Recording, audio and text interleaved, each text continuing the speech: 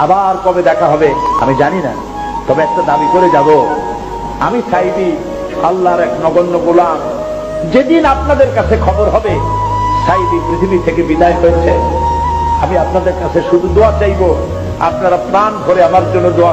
মারাত্মক লেভেলে সন্দেহ তৈরি হয়েছে। এইটা ওখানে নার্সদের কথা দেখেন যে ইনজেকশন দেওয়ার পরেই উনি মৃত্যুগুলো ঢেলে পড়েছে। একটা সুস্থ সবল মানুষ বেডে বসে আছে, সে মারা গেল। এটাকে আপনারা খুবই স্বাভাবিকভাবে দেখছেন। কারা কর্তৃপক্ষের যে আচরণ ছিল তার দ্বারা এটা সন্দেহ করার যথেষ্ট কারণ আছে যে তারা এখানে কোনো ধরনের ষড়যন্ত্র করেছে। যথেষ্ট কারণ আছে। পরিবারের সদস্যদেরকে দেখা করতে দেওয়া হয় না, এটা পৃথিবীর কোন আইনে আছে? আব্বাকে তারা লাইফ সাপোর্টে নিয়েছিল, কিন্তু লাইফ সাপোর্টে নেওয়ার আগে তারা একটিবারের জন্য আমাদের অনুমতি নেয়নি। এমনকি আমি এখানে নিচে অবস্থান করছি তারা জানে, আমাকে জানানোর প্রয়োজন বোধ করেনি, আমাকে একটিবারের জন্য জানায়নি যে তাকে লাইফ সাপোর্টে নিতে হবে। আমাদের অনুমতি ছাড়া, আমাদেরকে অবগত করা ছাড়াই তারা আব্বাকে লাইফ সাপোর্টে নিয়েছিল। এরপরে সব যখন শেষ করে ফেলেছে তখন আমাদেরকে জানিয়েছে যে তিনি দুনিয়া থেকে বিদায় হয়ে গেছে। বিচার হবে এবং দেলোয়ার হোসেন সাঈদীর মৃত্যু ভারতের জন্য একটা উপহার।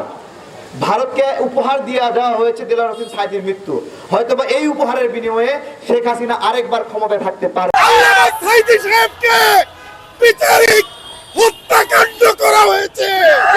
এই জালিম সরকারের বিরুদ্ধে আপনারা সবাই একতা বদ্ধ ইচ্ছা করে মারা হয়েছে। সবাই ইচ্ছা কিন্তু জানেন ওনাকে একটি পরিকল্পিত হত্যাকাণ্ডের শিকার হতে হয়েছে।